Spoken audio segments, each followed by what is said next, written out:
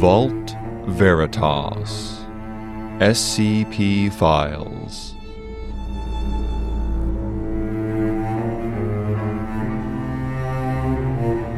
Episode 59 Compliance.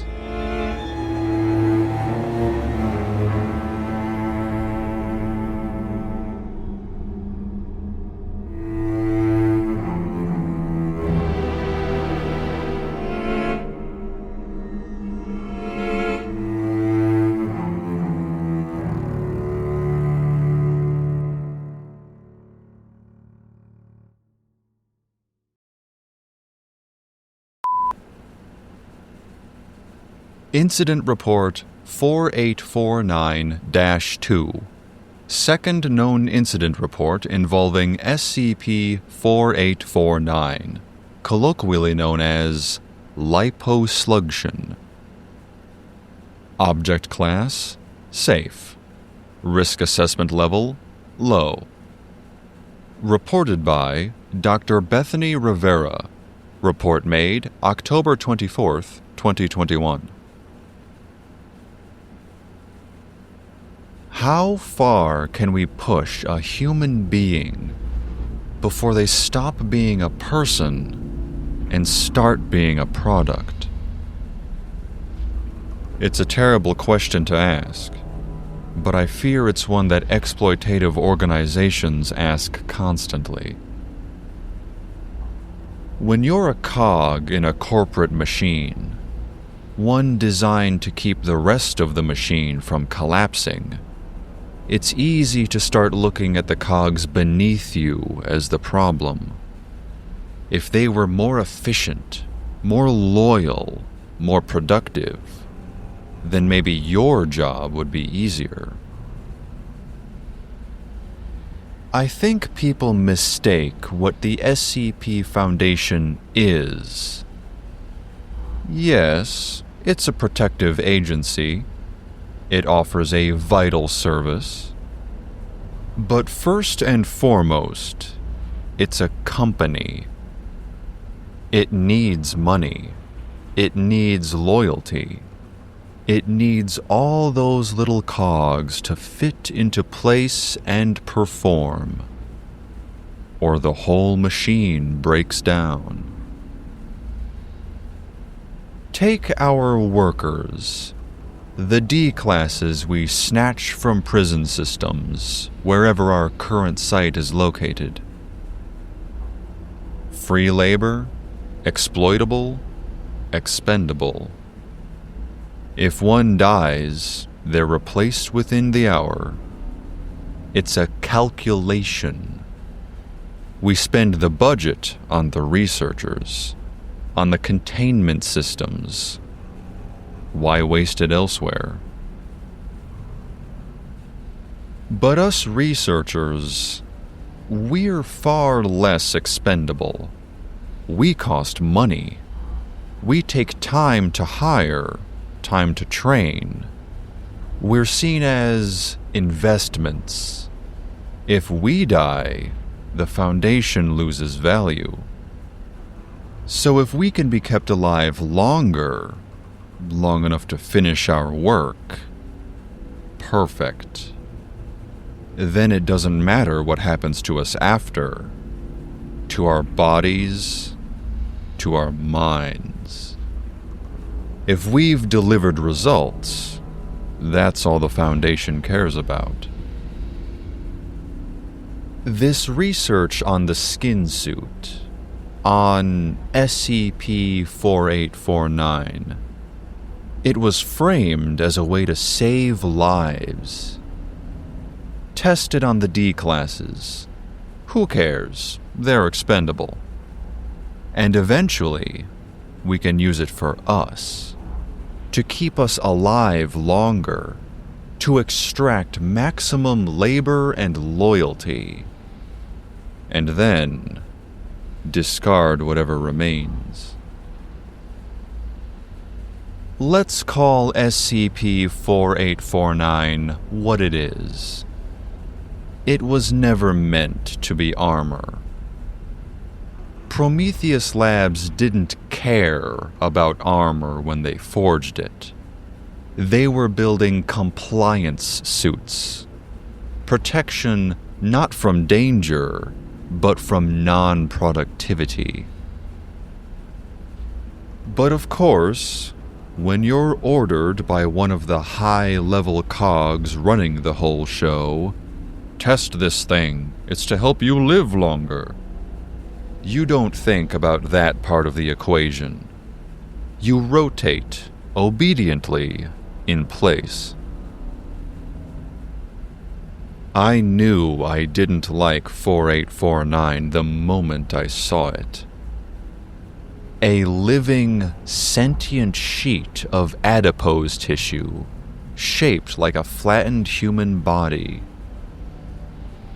It lay in the bottom of its storage locker, neatly folded, like someone had collapsed in on themselves, their entire being pressed into submission. Soft, boneless, waiting. And they expected us to wear that thing if it was proven safe? The thought of its wet skin sliding over mine, crawling up my arms with slow determination, sticky and clammy with cold, damp sweat, encasing me in someone else's flesh. It made my stomach seize. But orders are orders, and I'm nothing if not an obedient little cog. We selected our tester with care. D6712. Someone docile, someone used to silence. A disgraced medical professional. A former surgeon with quiet hands, a quiet voice, and a demeanor that speaks of years managing stress and pressure. I didn't watch the suit fuse with him. He didn't scream.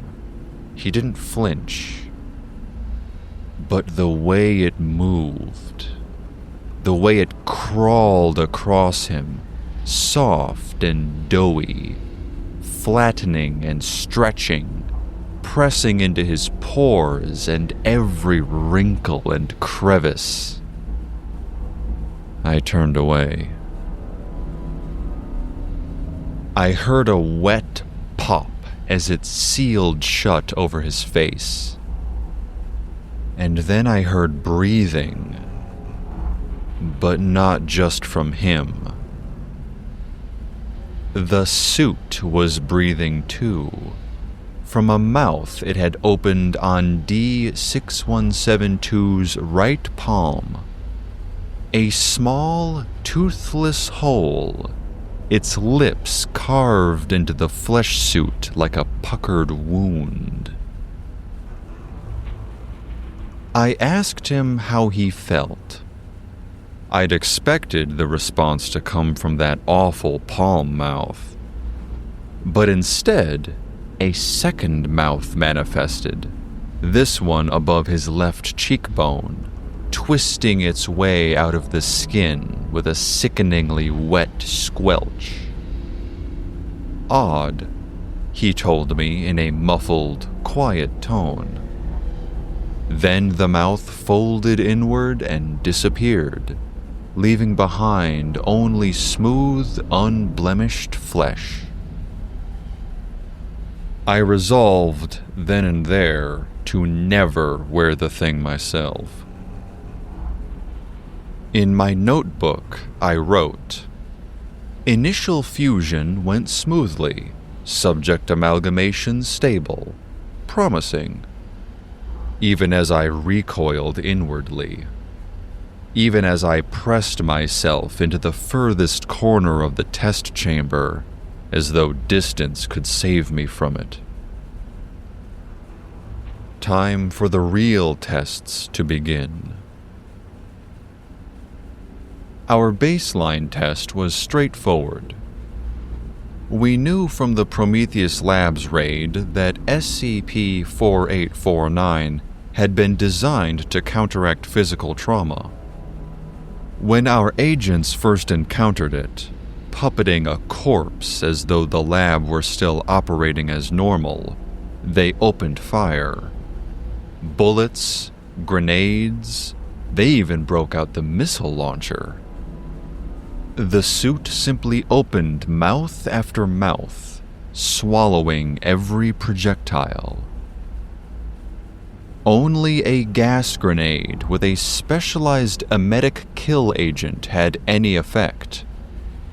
Reports say that it swallowed the grenade, spasmed, opened 16 mouths at once, and vomited a slurry of bullets, fat, and liquefied tissue before collapsing and detaching from the hollowed corpse of its wearer. Here, we tested small arms fire. A guard emptied a full AR-15 magazine into the chest of the amalgamate. A tapestry of mouths bloomed across its torso, some wide, some barely pinpricks. Each one gulped down the bullets in an effortless, endless stream. The vomit came quickly. A blast of yellow bile, flecked with warped, semi-digested metal. I didn't watch where it splashed, and I thanked our dear superiors that I didn't have to be the one to clean it. D6172 reported only a buzzing sensation, a mild internal vibration. Suit functioning as expected, I logged. No damage noted. So we moved on. When we led the amalgamate into the testing chamber containing the vat of sulfuric acid, D6172 paused. For a moment, just a moment, I thought our cog had chosen to resist, to gum up the works and halt production. But we assured him that the suit was there to protect him. It would keep him safe. And between the well-armed guards and the literal skin suit locking him in place, he didn't have much of a choice. He didn't make a sound as he lowered his arm.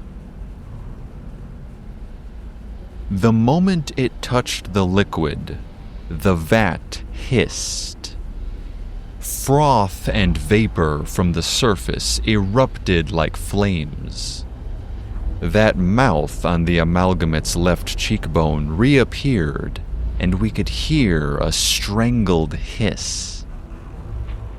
But the suit held firm. The skin of the suit bulged, and a dozen mouths along its arm opened in unison, trying to drink the acid faster than it could burn. More opened higher, this time vomiting a stream of dark black sludge back into the vat, and 6172 hissed again, saying he could taste something metallic and sharp at the back of his throat. After 3 minutes, he withdrew the limb. It was bloated, blistered, pocked with still gaping mouths, but functional. Suit responded appropriately, I wrote down. Minor setbacks noted. The suit continued to leak for hours, thick black sludge pouring from open mouths, dripping across the floor in long, greasy trails wherever he walked. Eventually, They sealed shut. The swelling receded. The flesh knit itself back into shape. It was time for something a little more challenging. If the suit was truly designed to protect researchers, it would need to withstand not just physical danger, but cognitive hazards as well. For this test, we used an audio sample recovered from the same dismantled Prometheus Labs site as the skinsuit, a 79-second looping melody built around a soft string motif. Prolonged exposure had previously resulted in reduced executive function, simplified language, and mild mnemonic degradation. Just another way to keep the cogs spinning as commanded. When played for the amalgamate, its entire body stiffened. Tiny mouths, no larger than pinholes, began to form across its surface, twitching in time with the beat. As the loop began its second cycle, a low murmur emerged. At first it sounded like static, then words. Disconnected, breathless gibberish in an endless pour. The sound is vibrantly purple. The teeth remember the shape of silence. Hear the rush of the thoughts. Hear the river. Hear the river. Hear. It grew louder. More mouths opened. Dozens, then hundreds. Their murmurs overlapping, gasping, chanting, hissing in a rising, senseless choir.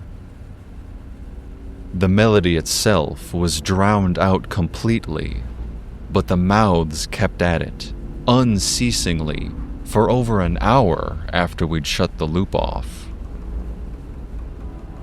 This time, D6172 did not seem okay.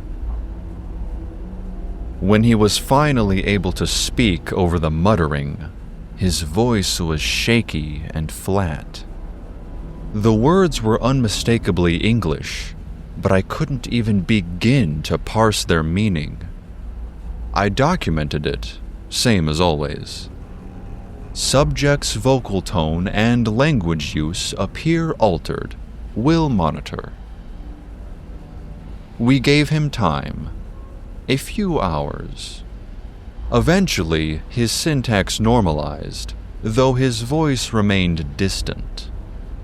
He described the suit's voice in his head, the cacophony threading through his ears, smothering the melody.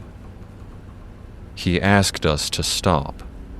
He begged us to let him out, to tear the suit from his flesh, even if it meant taking his own flesh along with it. But we had our orders. He was an expendable cog, and the next test, the final test, was the only one that really mattered. We needed to know whether the suit could withstand an aggressive SCP with both physical and mimetic capabilities. If it could pass that, I'm certain I would be wearing it right now.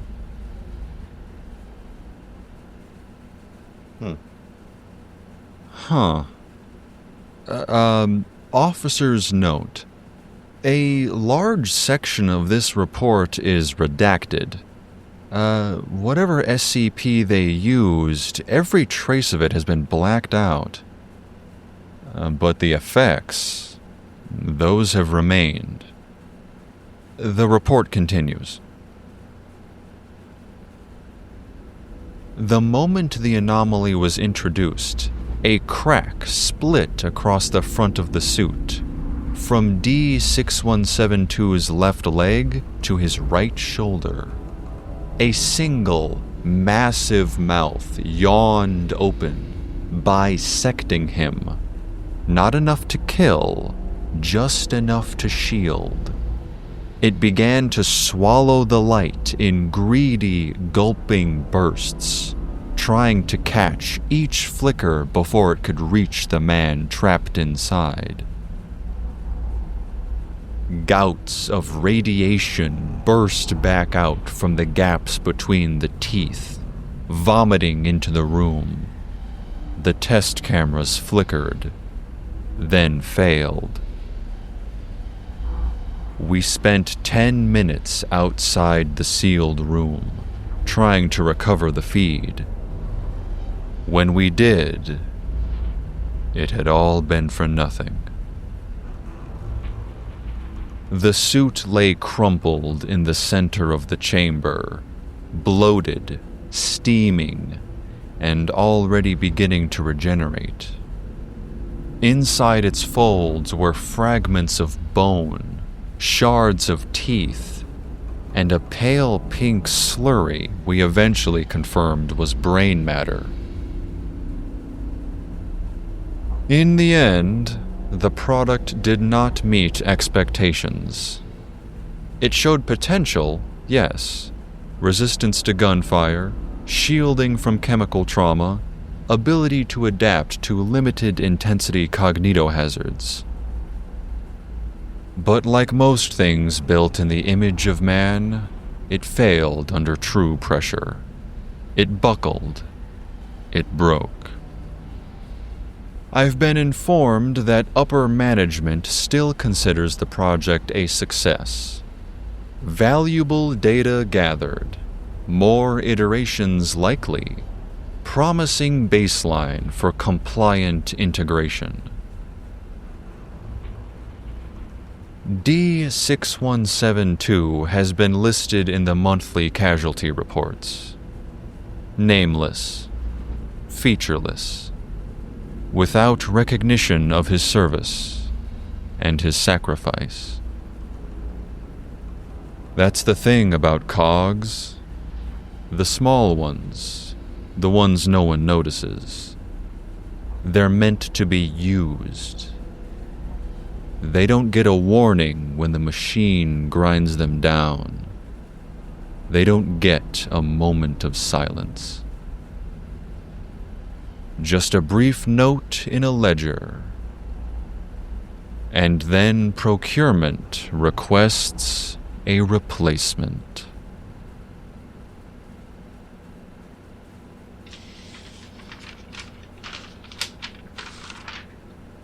If I didn't know any better, I'd say that test was ordered by Miranda.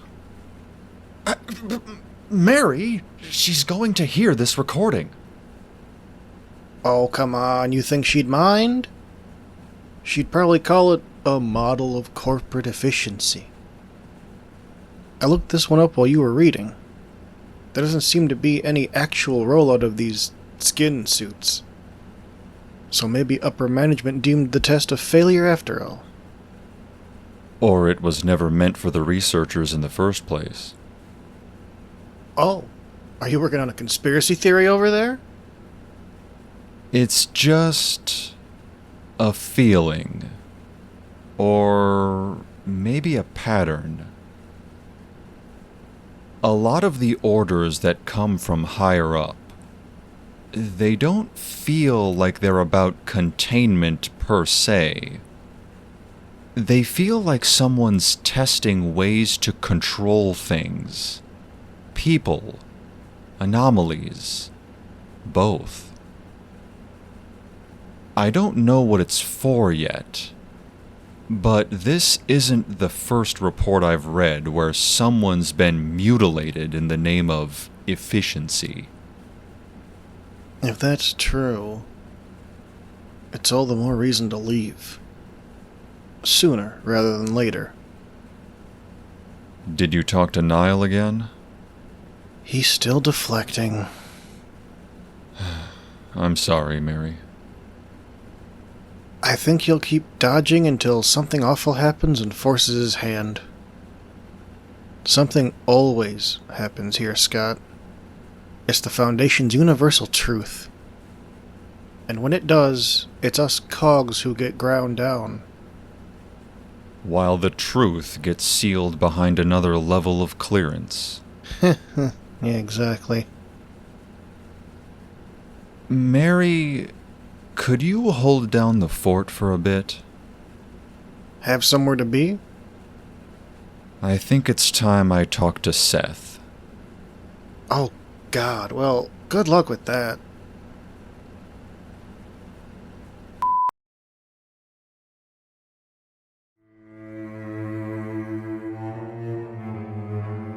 Vault Veritas SCP Files is a podcast inspired by the SCP Foundation.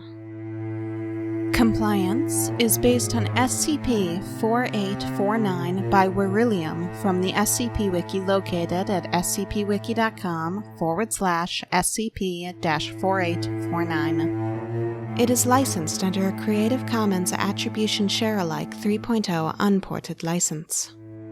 This episode featured Justin Gilner as Scott Anderson and Cody W. as Meriwether Parker. It was written and edited by Leola Angel.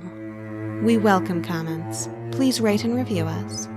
Email us at vaultveritas@gmail.com. Join our Discord channel using the link in the episode description. Or for additional content, visit our Patreon. Thanks for listening.